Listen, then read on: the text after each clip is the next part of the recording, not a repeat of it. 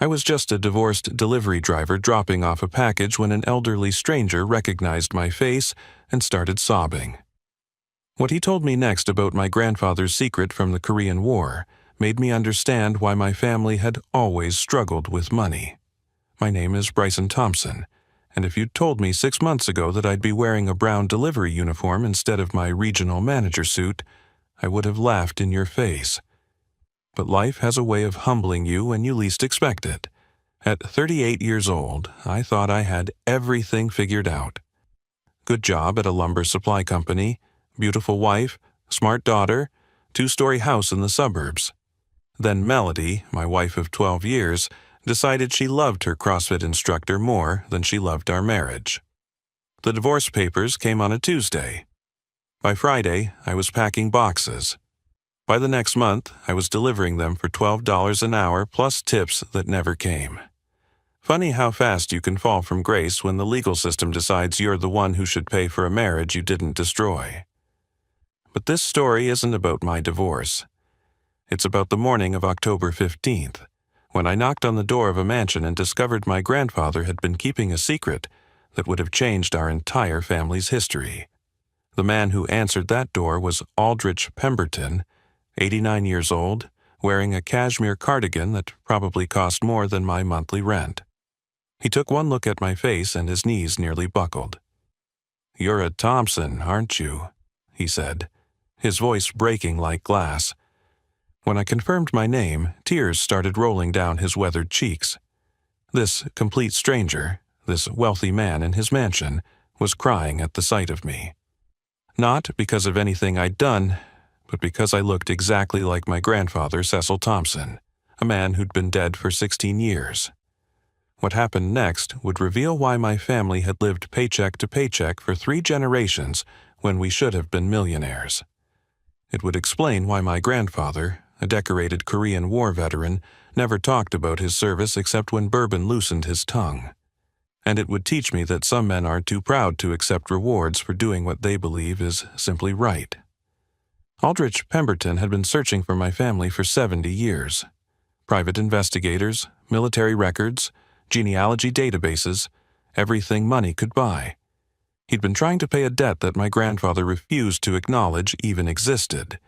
A debt that started on a frozen hill in Korea, where my grandfather carried a wounded 19-year-old private 2 miles through enemy fire, taking 3 bullets in the process and never once considering leaving him behind. That October morning started like every other delivery day. My alarm went off at 5:30 in my cramped apartment above my Uncle Royce's garage. I showered in the bathroom with the cracked tiles, made instant coffee because I couldn't afford the good stuff anymore, and put on my delivery uniform that still smelled like yesterday's sweat no matter how many times I washed it. My daughter Juniper had called the night before from her mother's house, asking if I could come to her school play. I had to tell her I was working. Again. The first 20 deliveries that morning were routine. Small packages to suburban homes, signatures collected, fake smiles exchanged. Then I reached the Northbrook Hills neighborhood, where the houses got bigger and my self-pity got worse. Every mansion was a reminder of what I'd lost, what I'd probably never have again. The GPS directed me through streets named after English counties: Devonshire, Canterbury, Willowcrest. Rich people always name their streets after places they'll never actually visit. The Pemberton estate sat at 1847 Willowcrest Drive, behind iron gates that probably cost more than my old annual salary. The package in my hands was small, maybe a book, addressed to Aldrich Pemberton. Nothing special about it, except for the destiny it was about to deliver along with whatever was inside that brown wrapper. I pressed the intercom button, announced myself as a delivery driver, and watched those iron gates swing open like they were welcoming me to a different world. The driveway curved through gardens that looked professionally maintained by people who knew the Latin names of every flower. The house itself wasn't just big, it was architecturally perfect. All clean lines and tall windows that caught the morning sun like prisms. Standing at that front door, I had no idea I was about to meet the man whose life was intertwined with my family's fate. I had no idea that my grandfather's greatest act of heroism had a price tag he'd refused to cash. I was just Bryson Thompson, delivery driver, trying to make it through another shift. Then Aldrich Pemberton opened his door, and everything changed. Life after divorce feels like starting from zero. 6 months ago, I went from being a regional manager at a lumber supply company to delivering packages for $12 an hour. The divorce took everything. The house, most of my savings, even my confidence. My ex-wife Melody got custody of our daughter Juniper, and I see her every other weekend in my cramped apartment above my Uncle Royce's garage. The fall from middle-class comfort to barely scraping by happened so fast, it still doesn't feel real. One day, I was approving purchase orders for $100,000 lumber shipments. The next, I was wearing a brown uniform and scanning barcodes.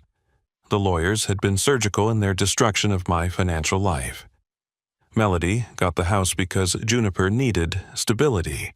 She got alimony because she'd sacrificed her career to raise our daughter, even though she'd worked part-time at a yoga studio by choice, not necessity. I got the privilege of paying for it all while living in a space so small I could touch both walls of my bedroom at the same time. My Uncle Royce had offered me the apartment out of pity. He ran an auto repair shop and lived in the main house with his wife Darlene and their 2 boys. "Just until you get back on your feet," he'd said. But we both knew those feet weren't finding solid ground anytime soon. The lumber company had eliminated my position 2 weeks after the divorce was finalized. They called it restructuring, but I knew better. Nobody wants a regional manager who's drowning in personal problems. Every morning, I loaded up my delivery van thinking about how my grandfather Cecil would react if he saw me now. He raised me after my parents died in a car accident when I was 8. My mother Beth and father Douglas were driving home from their anniversary dinner when a drunk driver ran a red light. One phone call and my whole world collapsed. But grandfather was there, solid as oak, ready to take in a scared kid who'd just become an orphan. "Thompsons don't quit," he used to say, his weathered hands gripping my shoulders. "We might bend, but we don't break." He lived by those words. Cecil Thompson had worked 40 years at the railroad yards, never missing a shift, never complaining about the arthritis that twisted his fingers or the back pain that made him wince when he thought no one was looking. He raised me in a 2-bedroom house on the south side of town, where the paint peeled and the floors creaked, but there was always food on the table and love in the walls. He died when I was 22, just after I'd graduated college, the first Thompson to get a degree. The cancer took him quick, 6 weeks from diagnosis to funeral. He left behind nothing but his old war medals in a shoebox and stories about Korea that he'd only tell after a few beers. Even then, the stories were vague, more about the cold and the food than any actual combat. "War isn't like the movies, Bryson," he'd said once, staring at something I couldn't see. "Heroes don't feel like heroes. They just feel lucky to come home." The morning of October 15th started like any other. I had 43 packages to deliver, mostly to the wealthy Northbrook Hills neighborhood where houses look more like museums. Each delivery route card got sorted in order of efficiency, not because the company cared about my time, but because they tracked every minute, every mile, every penny of gas. I used to avoid the rich neighborhoods. Seeing how the other half lived just reminded me of everything I'd lost. The partners at Melody's law firm lived in Northbrook Hills. So did the orthopedic surgeon she'd dated before me, the one her mother still insisted was the one who got away. But that morning, I had no choice. The computer generated the routes, and drivers who deviated got written up. "Another day in paradise," I muttered to myself, checking the address for the 38th delivery, 1847 Willowcrest Drive, the Pemberton estate. The name meant nothing to me then. Just another rich family in another big house, probably ordering something expensive and unnecessary while I struggled to make rent.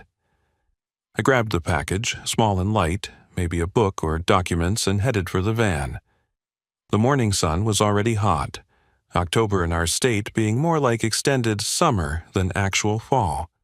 My uniform stuck to my back as I drove through neighborhoods that got progressively wealthier, the houses growing larger and the lawns more perfect with each turn. By the time I reached Northbrook Hills, I felt like I'd traveled to a different country, one where people worried about stock portfolios instead of grocery bills. The Pemberton mansion stood behind iron gates that opened automatically when I pressed the intercom. The driveway alone was longer than my entire apartment building. As I walked up the marble steps with the small package, I noticed my hands were dirty from loading boxes all morning. I wiped them on my uniform pants, feeling out of place. The front door was solid mahogany with brass fixtures that gleamed like gold. I rang the doorbell and heard it echo inside, a melodic chime that probably cost more than my monthly salary. While I waited, I looked around at the perfectly manicured hedges, the fountain with water cascading down marble tiers, the garage that could fit 6 cars. This was the kind of wealth that made you angry if you thought about it too long, so I tried not to think at all. When the door opened, I expected a maid or butler.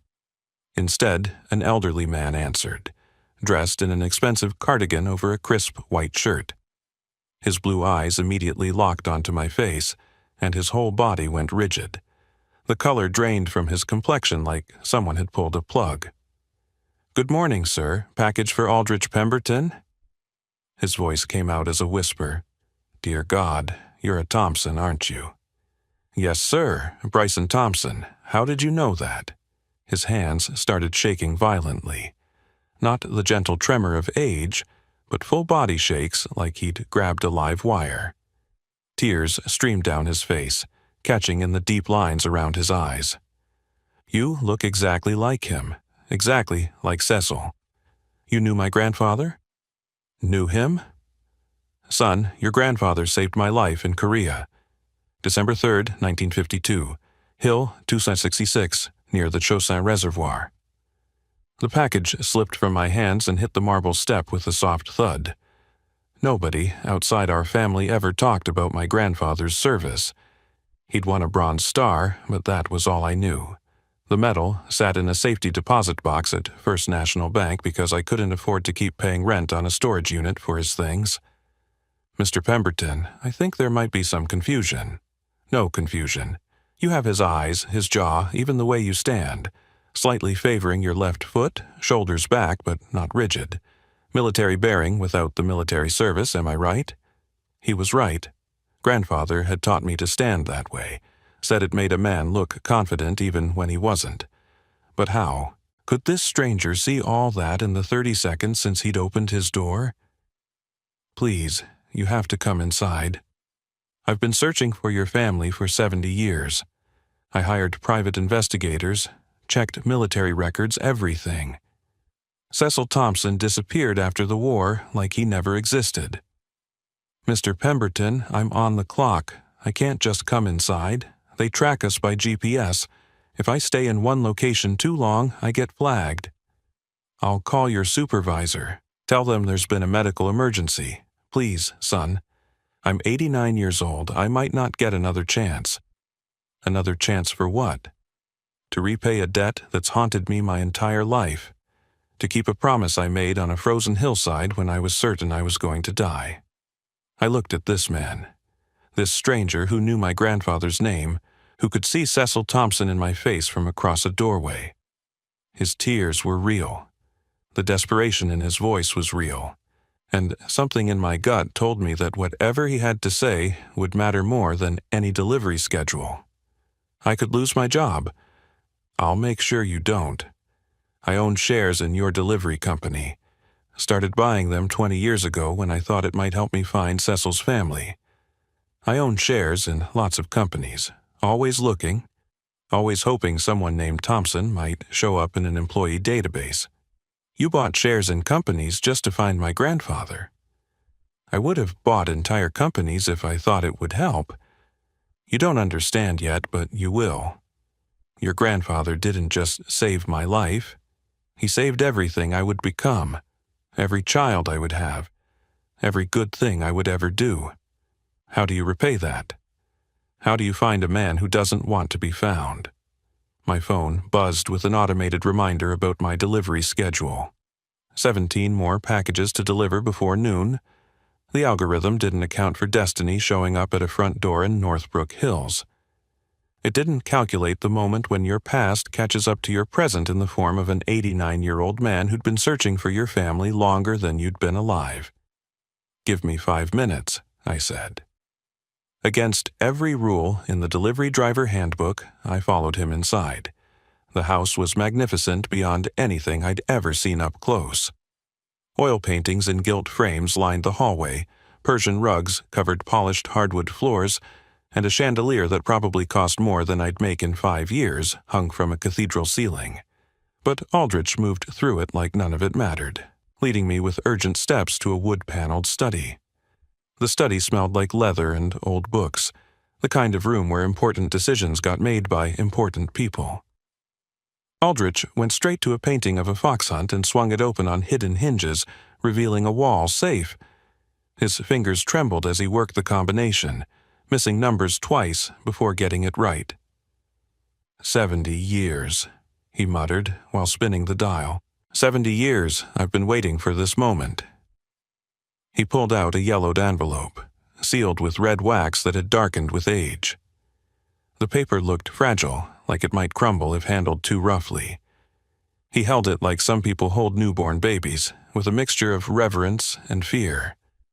"I wrote this letter in 1953, he said, turning to face me. "Your grandfather refused to take it, said he didn't save me for money. But I made him a promise that day on that frozen hill, and Pembertons keep their promises." "What happened on that hill?" Aldrich sat down heavily in a leather wingback chair and gestured for me to take the one across from him. The leather creaked as I sat, probably worth more than everything I owned. I was 19, a private first class, spoiled rich kid who got drafted and thought the war would be an adventure. I learned different real quick.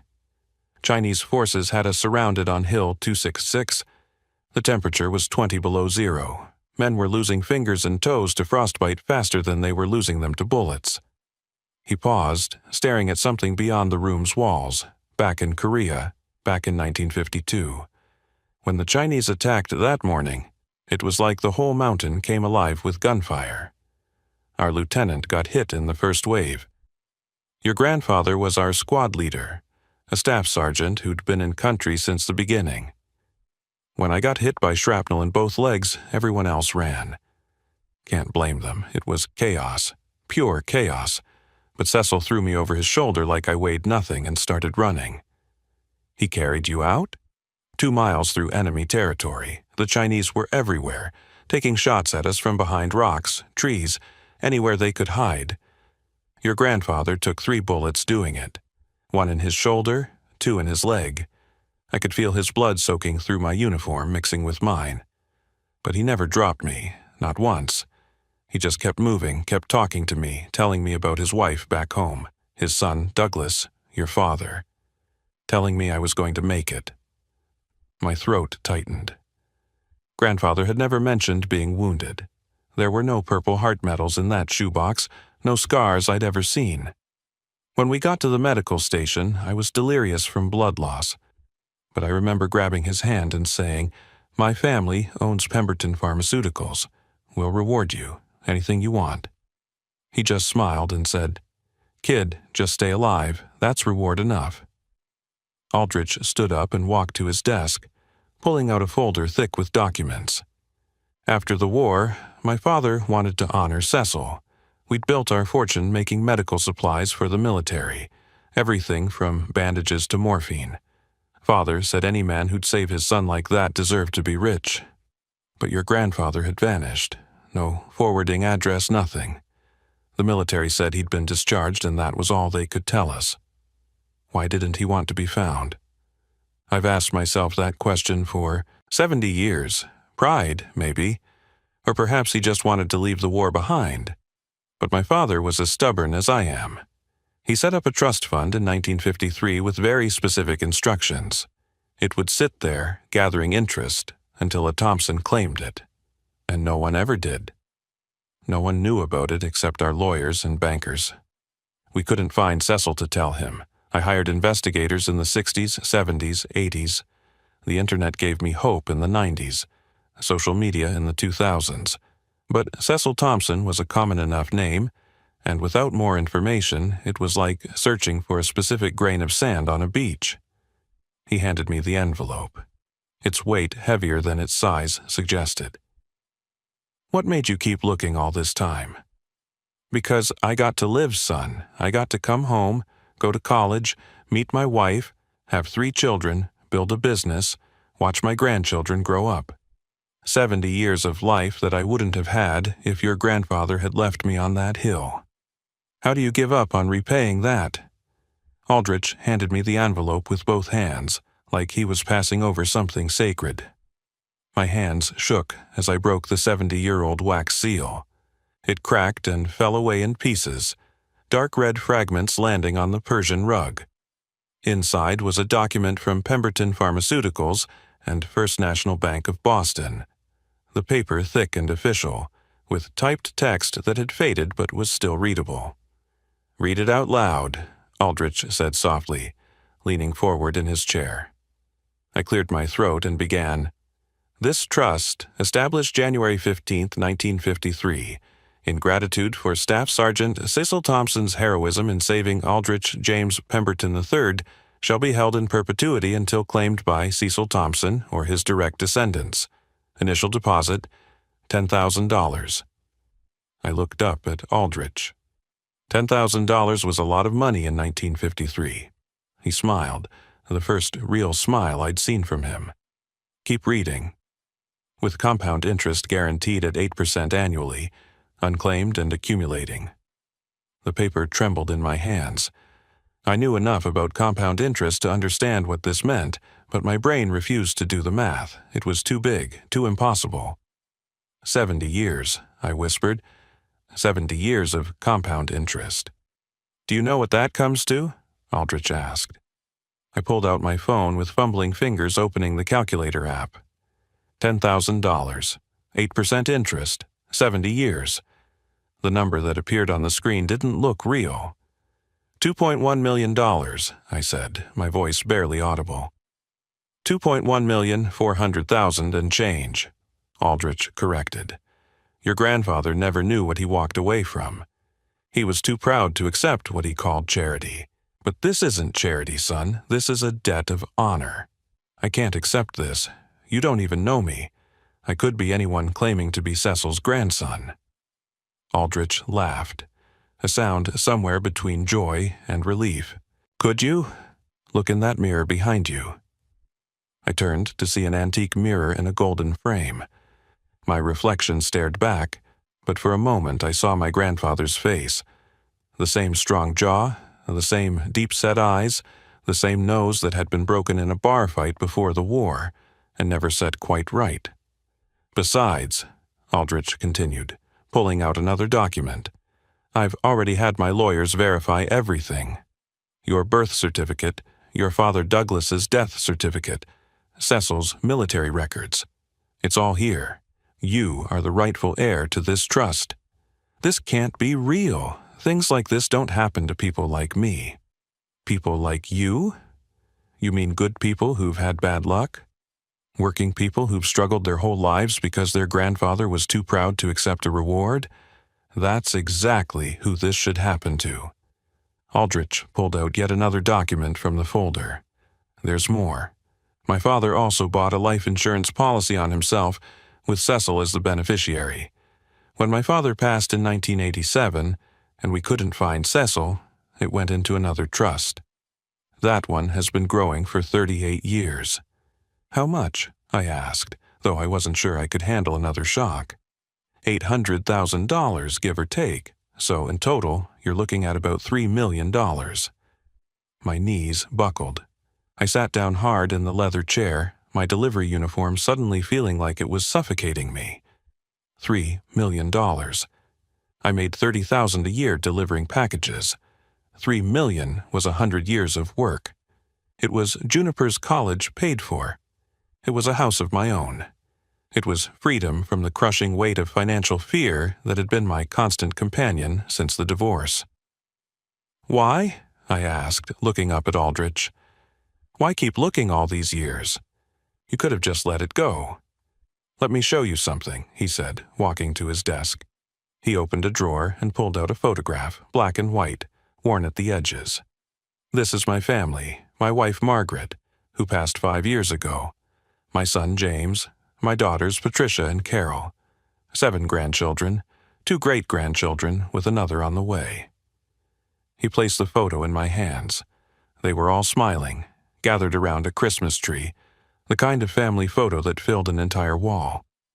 None of them would exist if your grandfather had left me on that hill. Every birthday, every graduation, every wedding, every moment of joy and love and life, I owe to Cecil Thompson. The money sitting in those trusts, that's nothing compared to what he gave me, but it's all I have to offer. He never said anything, never mentioned you, never mentioned the money.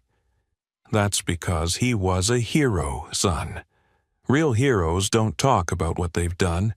They just carry it quietly and move on.